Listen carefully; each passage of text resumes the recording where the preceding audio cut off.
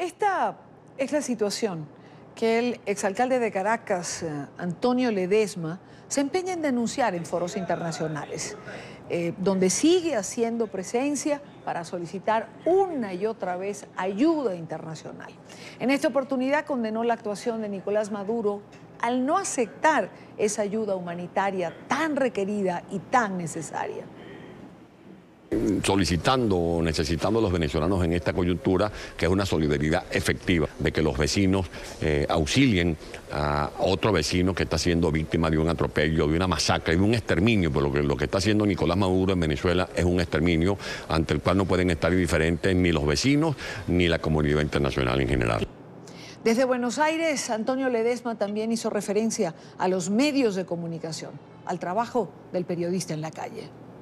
E implica un riesgo, y ese es el riesgo de los periodistas, los que han hecho posible que en Venezuela no se asfixie la libertad de expresión, más allá de cómo han expropiado medios de comunicación como Radio Caracas Televisión, cómo persiguen a diarios como El Nacional, por citar solo algunos de los medios que han dejado de circular en físico como El Nuevo País, porque simplemente decían la verdad en defensa de los valores democráticos que ha venido estrangulando la dictadura de Nicolás Maduro.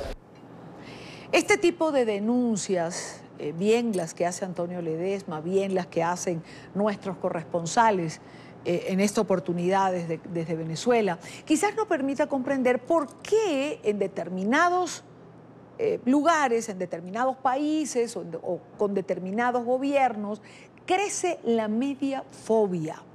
Esto, por lo menos, es lo que queda sobre la mesa después de la presentación del último informe de Reporteros Sin Fronteras. Quiero saludar en esta parte del programa, cuando son las 6:24, a Emanuel Colombí, director para América Latina de Reporteros Sin Fronteras. Emanuel, gracias por acompañarnos. Bienvenido.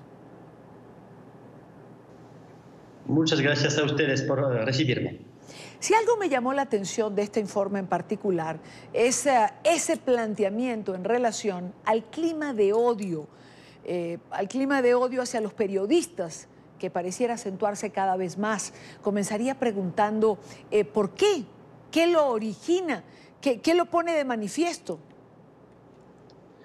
Pues sí, efectivamente, ayer ha sido un día muy especial, importante para Reporteros Sin Fronteras. Hemos divulgado esta nueva edición de la Clasificación Mundial de la Libertad de Prensa y, entre otras tendencias, efectivamente observamos un incremento de los sentimientos de odio hacia los periodistas y una hostilidad frente a los medios de comunicación alentada por ciertos dirigentes políticos. O sea, en países con regímenes autoritarios, pero también en países históricamente democráticos.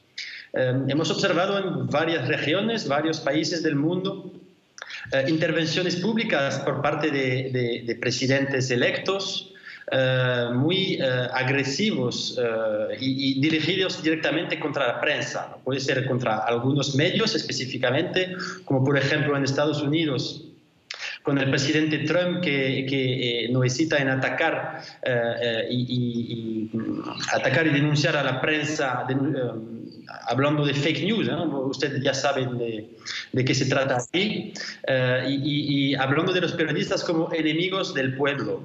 Es muy grave este tipo de ataques porque Estados Unidos obviamente estaba un modelo de democracia durante muchos años. Ahora, con este tipo de intervenciones por parte del presidente, genera una desconsideración general del trabajo de los periodistas y esto que llamamos de media bashing se vuelve una habitud en Estados Unidos y en algunos otros países de la región.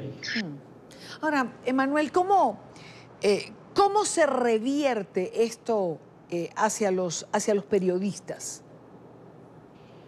Pues depende un poco de los países, pero hay algunos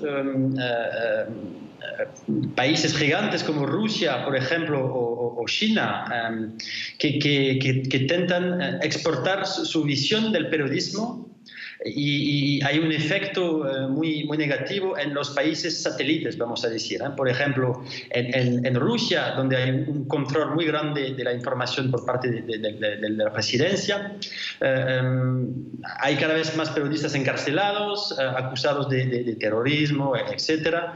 Y los discursos de odio están replicados en otros países vecinos.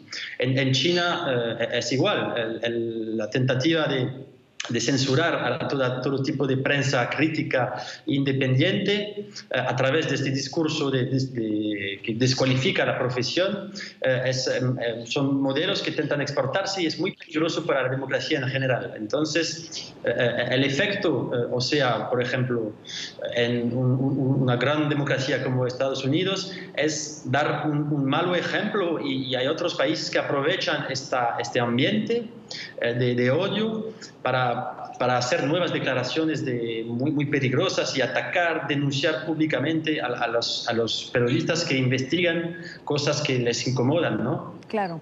Ahora, Emmanuel, ¿por qué cada vez son más los jefes de Estado que ven o que sienten que la prensa es su enemiga?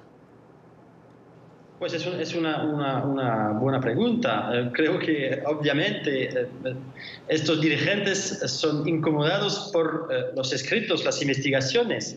No van a atacar a periodistas que elogian el trabajo de sus administraciones. Entonces no aceptan la crítica, no aceptan que cosas malas, vamos a decir, por ejemplo, historias de corrupción o de malos tratos o de mala gestión, que sea en el ambiente público, que sea divulgado por periodistas, les incomoda y ahora lo intentan censurar y callar a la prensa crítica públicamente. Esto es muy grave porque el trabajo de la prensa justamente en las democracias es informar a la gente sobre lo que pasa. Creo que el ejemplo de Venezuela es muy pertinente en eso, porque en Venezuela, por ejemplo, se prohíbe cada vez más el trabajo de los que describen de manera objetiva lo que pasa de verdad en el país. Entonces, es dramático, esta tendencia es muy preocupante.